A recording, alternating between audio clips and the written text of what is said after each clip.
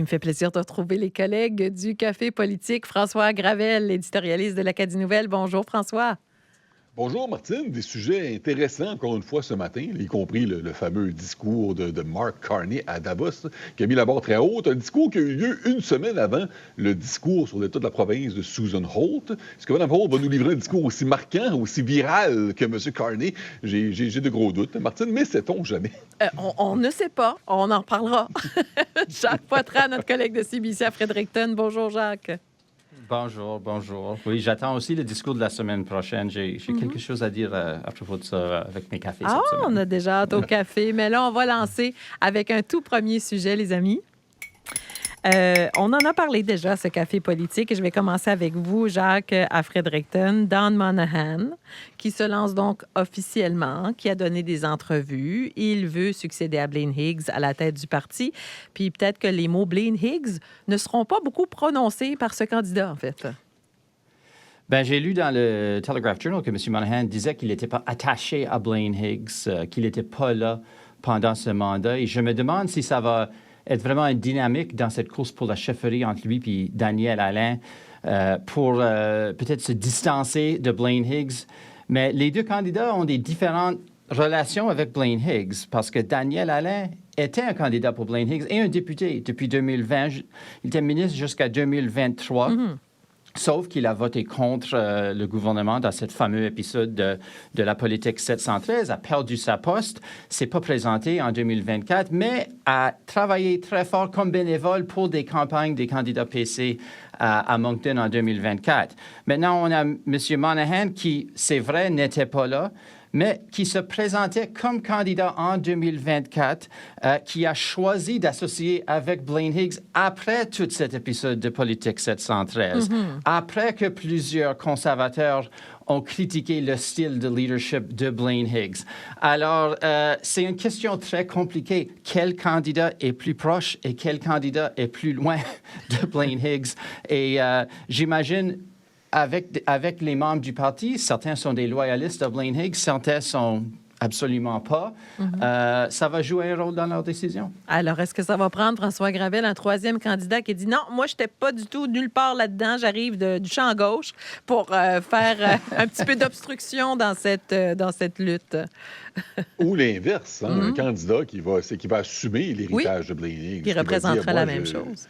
Qui représente sa voix et qui dit, moi, je crois que le gouvernement allait dans la bonne direction, il ne faut pas renier ça. Je ne serais pas surpris qu'on voit un candidat comme ça qui se présente. Ça serait logique normalement, mais on n'a pas vu encore, pas de rumeurs qui circulent non plus, mais à surveiller certainement. Quant à Don Monahan, lui, on croyait qu'il allait laisser traîner honnêtement un peu le pseudo-suspense sur ses intentions pendant un certain temps, mais finalement, je pense que la semaine dernière, quand le chat commençait à sortir du sac, il a décidé avec son équipe, peut-être plus tôt que prévu, de confirmer ses intentions, de dire, bon, je serai candidat. Oui, il va jouer clairement la carte du 109, Martine. Il a beaucoup insisté là-dessus, sur le fait qu'il a été élu une première fois en 2024, alors que M. Higgs était encore le chef du Parti progressiste conservateur, oui, mais qu'il n'a pas fait partie de son équipe, qu'il n'a pas été ministre avec lui. Ce qui est intéressant, c'est qu'il n'est vraiment pas subtil à ce sujet-là. Hein. Il se présente vraiment comme quelqu'un qui ne traîne pas avec lui les bagages qui ont contribué à la défaite de M. Higgs et de son parti, mais il marche quand même sur une ligne mince. Là. Et ça aussi, il le sait. Là. Il est entouré au sein du caucus de ministres, de politiciens qui ont appuyé Blaine Higgs et il ne peut pas se mettre ces gens-là à dos. Et on l'a vu quand des questions lui ont été posées dans les derniers jours sur sa position concernant la politique 713, sur l'identité de genre dans les écoles. Il n'a pas critiqué la position de son ancien chef. Là. Il n'a pas renié ça. Il a simplement dit que les électeurs ont tranché en votant pour Susan Holt et que s'il faut relancer ce débat, bien, ce sera après discussion au sein de son parti. Alors, il fait très attention à ce qu'il dit quand même. On passe au prochain sujet. Faut en parler. Le discours à Davos du premier ministre canadien Mark Carney, qui a fait le tour du monde, François Gravel. C'est l'époque probablement qui commande un discours sur ce ton qui annonce pratiquement une rupture de notre pays, des relations de notre pays avec les États-Unis, sans jamais nommer les États-Unis, cela dit.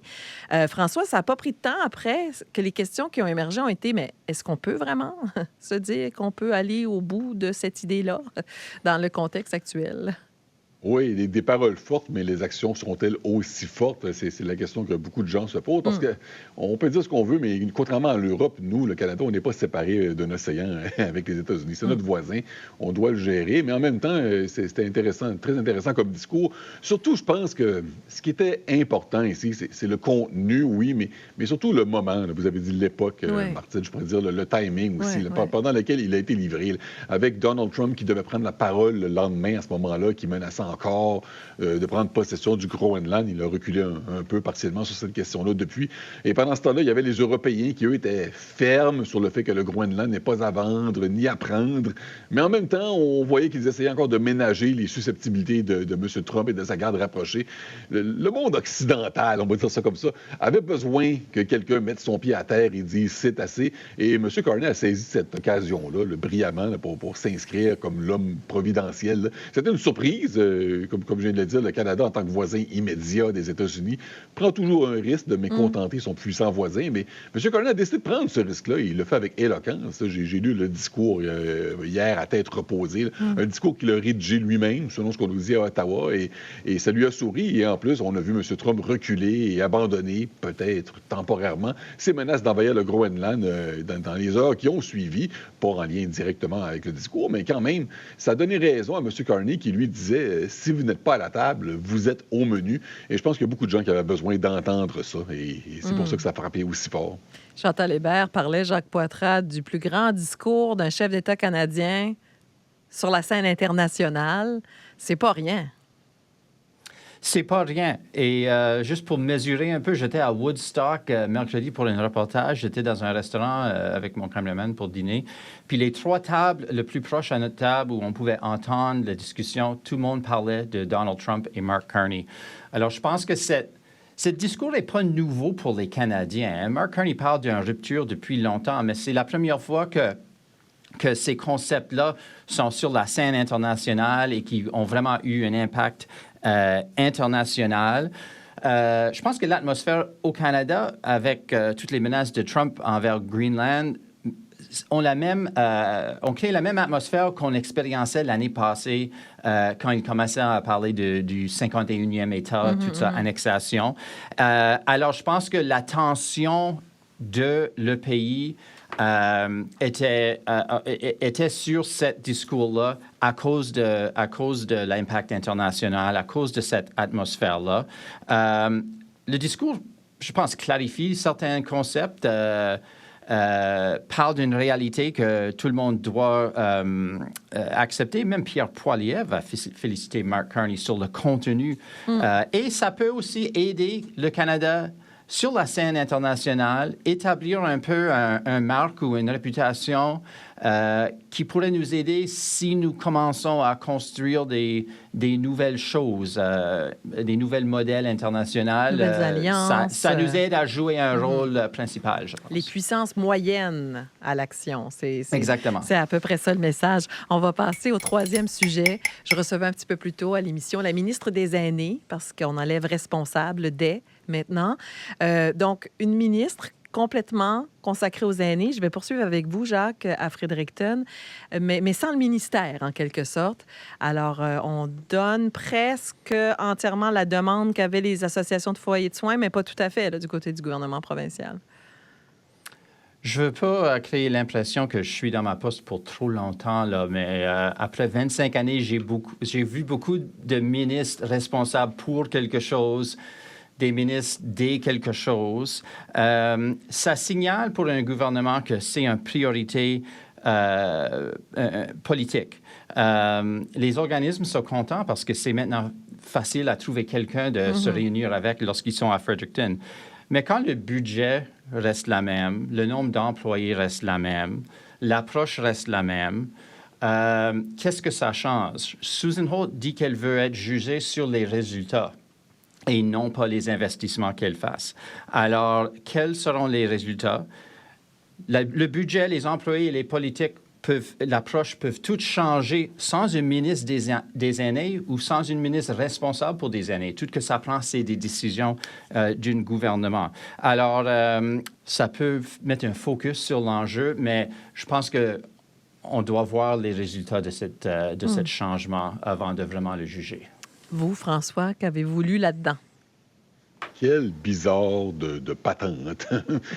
Une ministre responsable des aînés qui devient ministre des aînés sans un véritable ministère des aînés, mais avec la responsabilité de tout ce qui touche les personnes âgées et les soins de longue durée, y compris les budgets et le personnel. Ce qui signifie, dans le fond, que, dans les faits, Lynne Chantal Boudreau a été nommée co-ministre du Développement social et aussi un peu co-ministre de la Santé. Les fonctionnaires de ces deux ministères devront se tourner vers elle pour les enjeux touchant les aînés et vers l'autre ministre pour tous les autres dossiers de leurs ministères respectifs. Et c'est le compromis trouvé par la première ministre Susan Holt. Elle refusait de créer un nouveau ministère en disant qu'elle ne voulait pas autoriser de nouvelles dépenses, que quand elle a fait du porte-à-porte pendant la campagne électorale, qu'absolument personne ne lui a dit nous voulons plus de ministère. Mais Mme Holt subissait aussi des pressions et surtout, les enjeux sont là avec la population qui est vieillissante, les problèmes comme le manque de place dans les foyers de soins, les lits occupés par des personnes âgées dans les hôpitaux, ça ne va pas disparaître de sitôt. Et aussi, je pense que le fait que Lynne Chantal Boudreau, qui a fait de l'excellent boulot dans son rôle limité de ministre responsable des aînés et de l'égalité des femmes, elle est un atout pour le gouvernement, ce qui a facilité possiblement la décision de Susan Holt de lui accorder une promotion. Maintenant, est-ce que ça va fonctionner, ce système de ministre responsable dans le ministère d'un autre ministre? Je ne sais pas trop, Martine, c'est un peu étrange comme fonctionnement, mais l'Association francophone des aînés et l'Association des foyers de soins qui réclamaient un ministère, ces gens-là sont heureux et satisfaits de l'annonce. Ils voient ça comme un progrès important. Et ça, c'est un bon coup pour la première ministre Holt. Eh bien, on verra les résultats, justement. Mais là, on est rendu à vos cafés. Je vais aller vers vous à Fredericton, Jacques. Quels sont vos cafés pour qui cette semaine? Un café un peu réchauffé pour Jean-Claude Damour, le ministre de tout, qui a lancé cette réponse à la rapport sur le racisme systémique vendredi passé, avec vraiment pas beaucoup d'actions concrètes, sauf la création d'un bureau, la création d'un site web où on peut voir le progrès des recommandations. Aucune action sur les recommandations des deux enquêtes dans les deux morts des gens autochtones dans des incidents avec la police. Et le timing était très, très malheureux parce qu'on a vu 2 jours plus tard à la réserve Tobic un autre incident. On ne sait pas les détails, on ne sait pas exactement ce qui est arrivé, mais cette perception de manque d'action n'était pas bonne à ce moment-là. J'ai aussi un café, un petit café, tu sais, les petits cafés qu'on donne sur Air Canada, les petites tasses, mini-tasses de café pour la première ministre Susan Holt, parce que la semaine prochaine, Susan Holt est à Ottawa le matin du 29 janvier pour une réunion des premiers ministres. Et après ça, elle doit retourner à Fredericton sur un vol commercial en janvier pour se rendre à son discours sur l'état de la province ce même soir-là.